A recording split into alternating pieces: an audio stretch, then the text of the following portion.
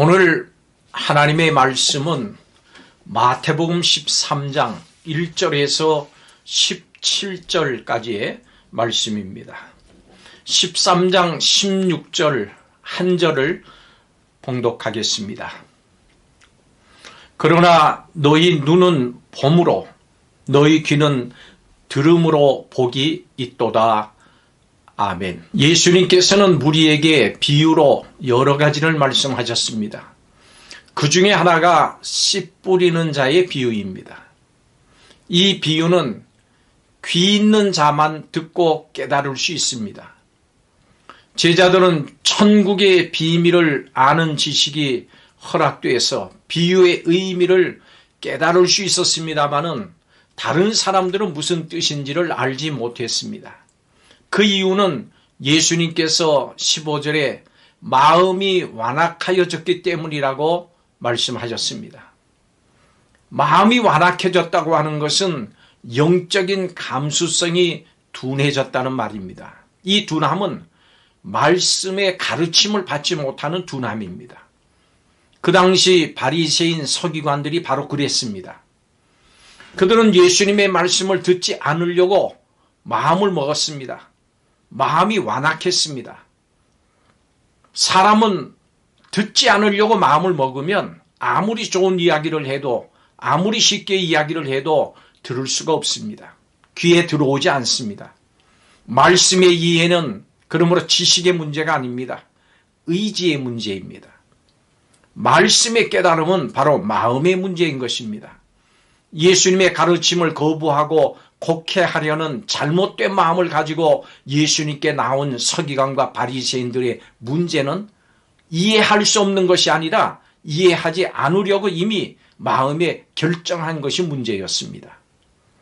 예수님께서 비유를 사용하신 이유는 믿는 자는 더 알기 쉽고 믿지 않는 자는 더 어렵게 하기 위해서입니다.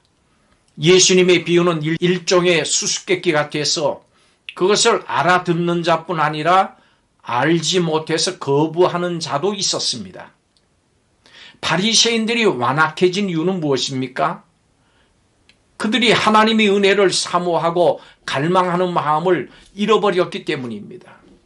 예수님 앞에서 자기들의 지식, 전통을 앞세웠습니다.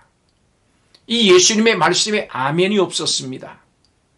우리의 마음이 완악해지지 않으려면 예수님 앞에서 겸손해야 합니다. 나는 죄인입니다. 나는 부족합니다. 알아야 합니다. 저는 주님이 필요합니다.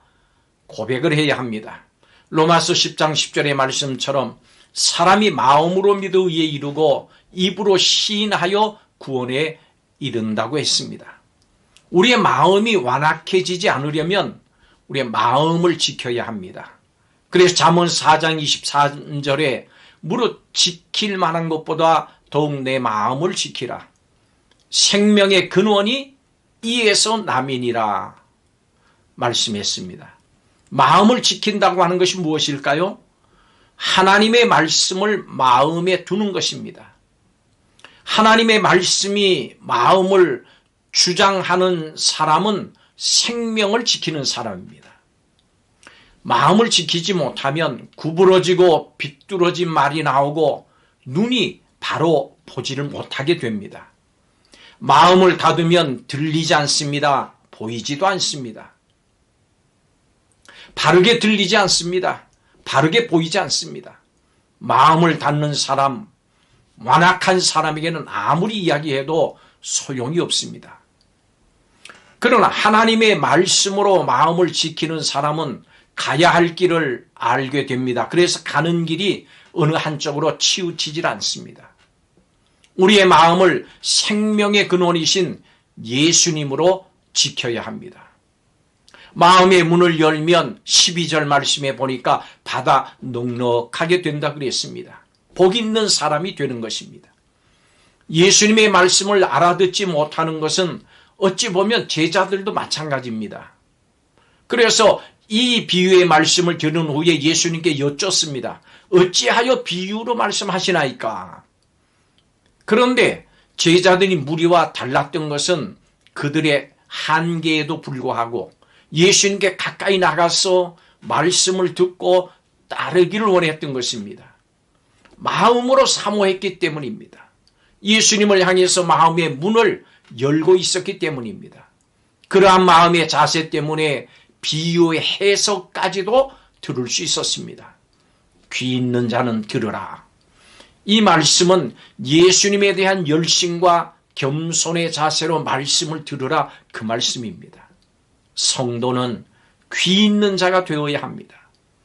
주님은 듣고자 하는 마음을 가진 사람에게 천국의 비밀의 깨달음을 허락하십니다. 예수님께 나가서 말씀을 들으려고 하는 사람에게 말씀이 넉넉히 채워집니다. 말씀이 부족한 것이 아닙니다. 내 자신의 문제인 것입니다. 여러분의 생활 속에서 하나님의 말씀이 들립니까? 깨달음이 있습니까? 하나님의 말씀을 듣고 깨달을 수 있는 사람은 복됩니다. 감사해야 됩니다. 복이 있기 때문입니다.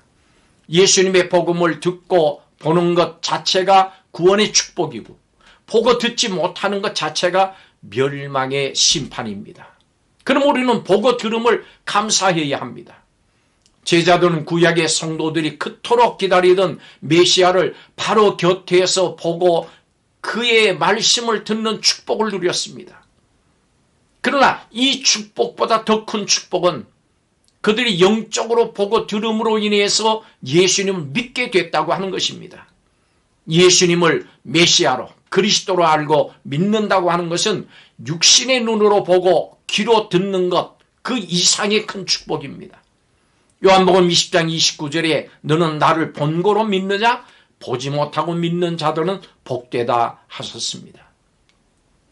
구약의 성도들은 오직 메시아를 보고 듣기를 간절히 사모했을 뿐이지 예수님을 직접 보지도 못했고 예수님의 음성을 직접 듣지도 못했습니다. 그런데 예수님을 우리가 보고 듣는다고 하는 것은 그 축복입니다. 우리는 예수님을 향해서 그러면 늘 마음이 열려 있어야 됩니다. 그래야 예수님의 말씀이 들립니다. 그래야 하나님의 동행하심이 보입니다. 예수님께서는 지금도 사람들이 마음의 문을 열어서 이해하기를 간절히 원하십니다. 주님께서는 문 밖에 서서 우리의 마음 문을 두드리십니다. 바로 마음의 문 밖에 와 계십니다. 예수님을 영접하시기를 바랍니다. 주 예수여 어서 오시옵소서. 주여 말씀하시옵소서. 주의 종이 듣겠나이다. 고백하시는 복된 성도들이 되시기를 예수님 이름으로 축복합니다. 예수님의 말씀을 듣고 깨달아 실천까지 하는 복된 성도들이 다 되게 하여 주시옵소서. 예수님의 이름으로 기도하옵나이다. 아멘.